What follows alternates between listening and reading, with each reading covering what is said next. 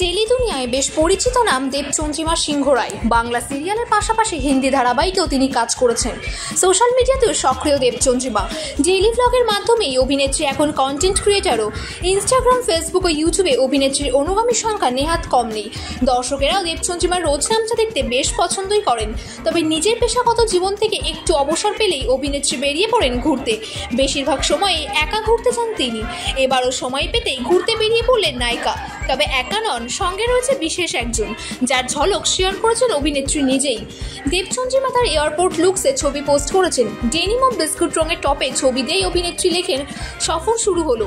এরপর আরও একটি ছবি পোস্ট করেন দেবচন্দ্রিমা, যেখানে তারও অন্য এক পুরুষের হাত ধরা পাসপোর্ট ও টিকিট। সেই ব্যক্তি সবুজ রঙের শার্ট ও কালো ব্যান্ডের ঘড়ি পরে রয়েছেন। এই ছবিতে দেবচন্দ্রিমা লেখেন যে, নতুন আকাশকে স্বাগত জানাতে চললাম, যেখানে মনটা হালকা বোধ করবে, স্বাধীন থাকবে আত্মা, আর সময় ধীর গতিতে এগোবে। এখানে শ্বাস নিতে চাই। এরপরই দেবচন্দ্রিমা জানিয়েছেন যে কোনো পরিকল্পিত প্ল্যান ছিল না।